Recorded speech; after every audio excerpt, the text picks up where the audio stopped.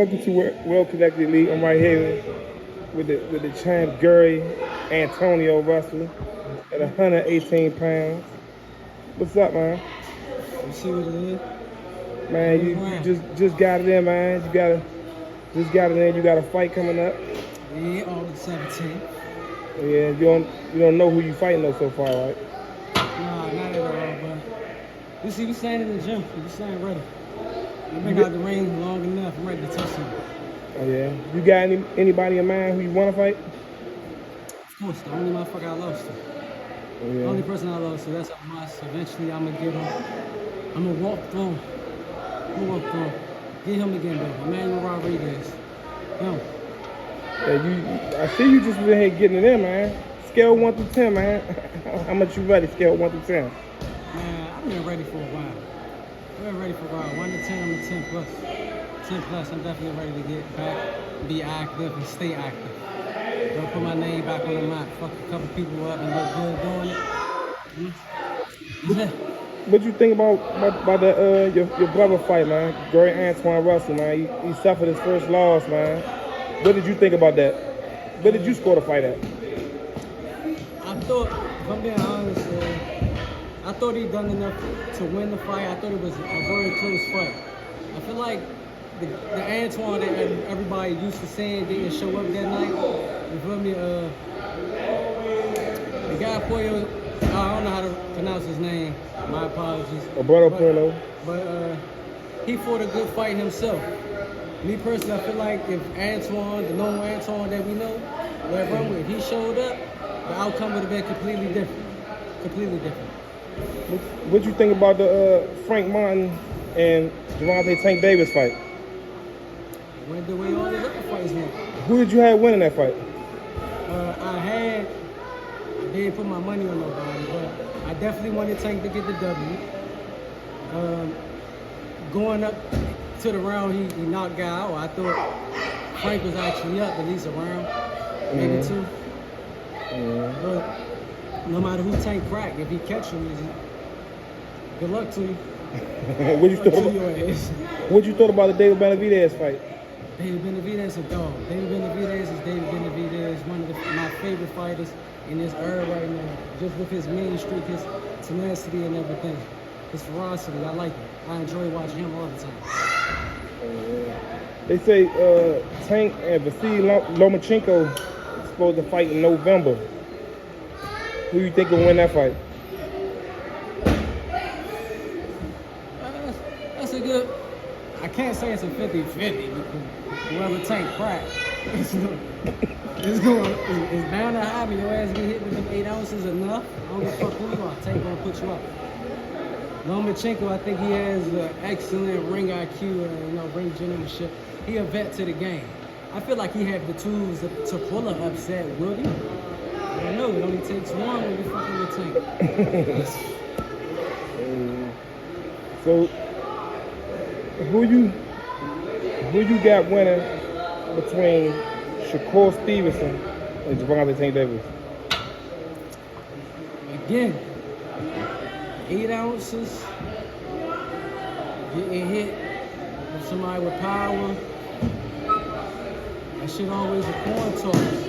Not taking nothing from Shakur, because in my opinion, Shakur is one of the sharpest, the smartest, one of the most technically sound boxers in today's sport of boxing, in my opinion. In my opinion, he's one of the best out here right now, if not one of the best. As far as these new generation fighters are the ones who've been putting their foot on people's head. But I definitely feel like the best of Shakur would come out fighting Tank. I feel like y'all would get to see a side of Shakur that I seen that a lot of other people have. And I feel like Tank will bring that side of Shakur out. What about the Ryan and Devin situation, right? With Ryan testing positive for oxygen. Like, do you believe it? Do you believe that Ryan was framed? I don't know about none of that. Me personally, I don't really care. Whatever supplements he took, it ain't make him a better fighter. His same flaws was there. And that night, Devin Haney flaws just got exploded. So you think the outcome would have been the same? I think the outcome would have been the same. Honestly. Not taking I'm not saying that Devin isn't a good fighter. He's a great fighter. I feel like actually in that fight after his ass got hit the first time, he should have went back to the Devin that got him winning all these fights. He should have went back to that champ pedigree. You know what? Let me keep my stick on his ass and just beat him how I know I'm best at. I feel like he should have went back to that instead of trying to get back. He fought. I'm not gonna say he fought emotional. Fuck it, yeah, he fought emotional to a bit. I feel like he got hit and he wanted to get his lick back. In most cases in the sport of boxing, you can't be reckless. You can't have your feelings on your sleeve and shit like that happen. They say Chris Colbert calling your brother out. Big Gary Russell Jr. What do you think about that? What do you think about Chris Colbert fighting Gary? I don't think nothing of it much. We'll see, keep calling them out. See what happens. Everybody been calling out a lot of people and a lot of fights haven't been happening. It seems like calling people out ain't enough now. So I don't know. So how do you got that fight going with Gary and Chris Colbert? I think he's too much for Kobe. Chris, he a good fighter. He a nice fighter, but he lacks certain qualities, you know. He's a good fighter, you know. You gotta take the head off to him, you know. He was a champion at one point in time, and he did it looking good. However, I just think my brother possessed too much for him. He just outclassed him. You know? So at 118, right? Yeah. If they offer you a fight to go fight anyway in Japan at 122, at 122, I'm going to Japan. you gonna take that fight? I would take that fucking fight in a heartbeat and probably motherfucking surprise the world. Not even proud. Surprise the fucking world. People ain't saying all I could do. It's a lot that a lot of the fans ain't get to see. It made so much in my arsenal that I feel like I just haven't brought out at all in the pros. You know, people who was around in the amateurs and see me fighting in the amateurs, they know. They know, you know, that it wasn't a lot of people getting knockouts in the amateurs. I was knocking people out in the amateurs with headgears and stuff on and started suffering hand injuries in the pros. It's kind of like my older brother. So, I'm gonna ask you this, right? Since the amateurs, right? What's up? What fighter would you say is the most improved fighter, and what fighter would you say like he didn't fit up to the hype?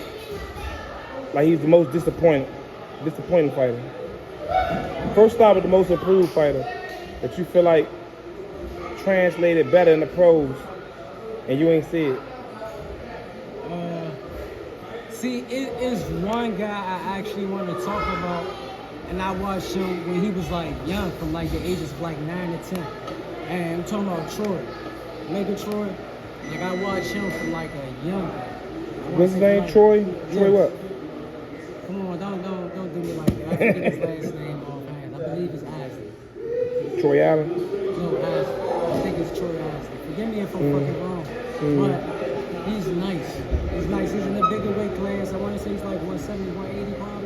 175? 175, but from the amateurs, from the ages like 9 to 10, I watched him grow, until I actually started going over to Shakur gym at one point in time when he was in the VA. And I watched him work with Antoine and a lot of other fighters, and I was like, he actually got good. And then I started to watch him through the 16 Olympics and everything to the pros. Even his last fight, like, he surprised me the most out of a lot of the amateurs that turned pro. And I take my hat off to him. They're doing the damn thing. And who was the most disappointing from the amateurs to the pros? That you feel like they was a beast in the amateurs and they translated over to the pros? Honestly, I'm gonna keep it Jimmy. I can't even say. I can't say not because I don't want to, because I feel like I'm trying. That shit seems like petty to me, kind of bambish like. A lot of these motherfuckers know who they are, who fell off from the amateurs and the pros. I know who y'all are. I never put y'all on blast like that. But it's definitely a lot of fighters who was amateurs who was making noise, who was doing a lot. Now it's like the discipline, life, or whatever put up with them, you ain't the same. Alright, these are last questions, right? Give me your 3 favorite fighters to watch right now, not naming your brothers. Anyway, where do I go from my least to my favorite? It don't matter. Anyway, Bam Rodriguez,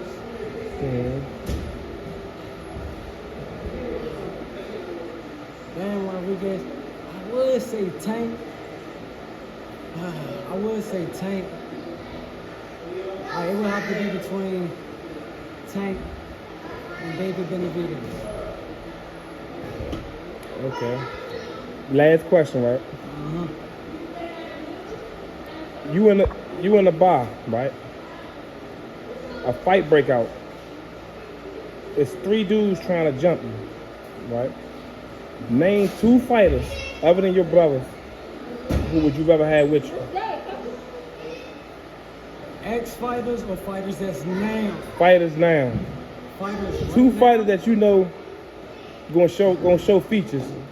Like they ain't gonna run. You want to hear something real recognized, real that, you just know energy. So if I honestly had to pick 2 fighters just to be with me at this moment, David Benavidez.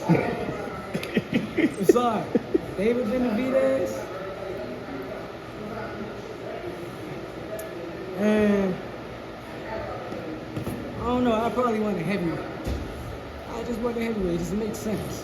What heavyweight? I don't know. What heavyweight you think? Anthony Joshua, he seems nice. I don't know about him. He seems like a good guy. So I can't really say him. I want somebody named. I don't know. Probably Eustace. Eustace. Yeah. I want. Them two. I think, them two. All right, I got man. the Mexican monster with me. He's big. He got size. I know he ain't backing down from that. And he's Russian. He ain't going for Ukrainian. All right, man. Good to see you, man. You go ahead and finish your workout, man. We in this so a well-connected elite, man. All right, man. Good luck, champ.